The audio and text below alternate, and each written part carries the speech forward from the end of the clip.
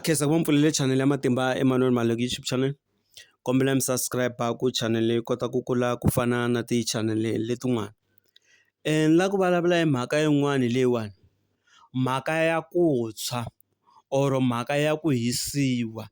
La a ni vulavuli hi swona swa ku va ta fika va ku karapa hi mati ya fish oil ma virisiwile, kumbe va fika va ku pfalela ndzeni ka yindlu va chela petrol bomb ivi yi tshwa, kumbe munhu a fika ku chela hi swisana swa ndzilo ivi i tshwa yi ya xibedhlele va ku hayi i tshwile. La ni vulavula hi yini na? Ni vulavula hi n'wanuna or jaha leri mi kuma ku ra famba ri ya ri ya kha miroho na n'wansati loyi ri nga n'wi kuma a ri muyimani a bihe emirini. Mi nge ni lunghisa lawani, a ni ku na ku i kuma ku wena i nyike n'wansati wa wena khwiri or i n'wi bihise emirini, loko wena i fika i nghena laha munhu luya a ri muyimani i nge tshwi because of what? I ndzhwalo wa wena.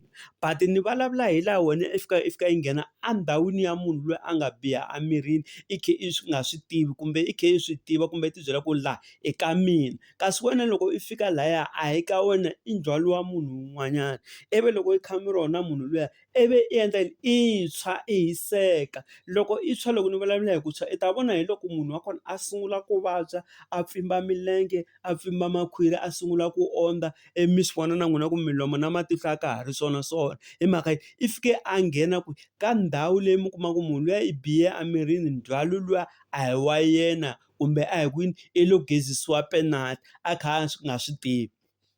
Ma twisisa? Se mi kuma ku van'wanyana vavasati va swi tumbeta, loko va swi tumbeta sorry vo sesi ku va ni boxa xihundla lexiwani, va swi tumbeta ku yini swimanimani a nga swi tivi ku hayi phela ndzhwalo loyi a hi wa yena. But khale ka matiko na namuntlha na sweswi lava tivaka vutlhari na ntokoto, wa swi tiva ku hayi loko no fika ni nghena lahaya, loko ni fika ni nghena laha ivi endzhaku ka masiku manharhu or endzhaku ka vhiki ni ku exi a ni pfukangi vatswari va mina, ni lo na vuya hala kaya ivi nhloko ya mina yi sungula ku pandzapandza loko ni ri ku hala ku xaveleni na van'wani vavanuna, kumbe ni ku hayi he munghana a ni jike kun'wana hala ka mhinga ni ya vona xihehe xa mina, loko ni vuya halawani no sungula ku vabya a ni tivi ku problem i yini. Ma ni twisisa? Ivi mi kuma ku xihehe lexiya xa mina or nsati or girlfriend a nga susangi khwiri, kumbe a nga terminate pregnant or a nga endlanga abortion because of what? Mina ni fike ni nghena laha ka ndhawu liya mi kuma ku munhu luya i bihe emirini a hi khwiri ra mina, ende vuvabyi lebyiwani vanhu va ka hina swa tshunguleka swilo leswiwani.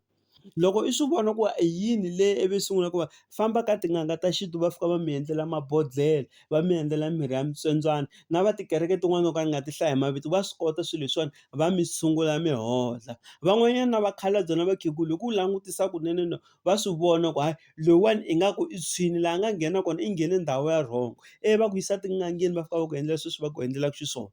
Ma ni twisisa? Laha a hi hambanyiseni mhaka liya ya ku wela liya, hi hambanyisa mhaka ya ti-S_T_I or ti-S_T_D, ivi hi hambanyisa mhaka liya ya kwini ya ku munhu loyiwani na magama mathathu or mavito lama manharhu ma ma tiva. Laha hi vulavula hi ku tshwa, ma ni twisisa? Ende munhu loko a tshwini i cinca na mihlovo, ma ni vona, na mahanyelo ma yena mi ta vona na miehleketo ya yena ingaku a ya ha ri kahle because i fike a nghena ensin'wini liya ko ka ku nga rimangi yena, laha ku nga na mavele lama u kuma ku ma lava ku sungula ku mila, swifaki swi lava ku sungula swi lava ku sungula ku endla ku huma, kumbe timanga ti lava ku sungula ku baleka, ivi yena a fika a khwajakhwaja lahaya ivi a endla a fika a kuma swilo swo karhi swi suka swi nga ri kahle, ivi swi vavisa muzimba. So ku tshwa loko ni swi hlaya ni vula swona sweswiya ku i fike i nghena ka n'wansati loyi a nga na khwiri ro ka ri nga ri ra wena.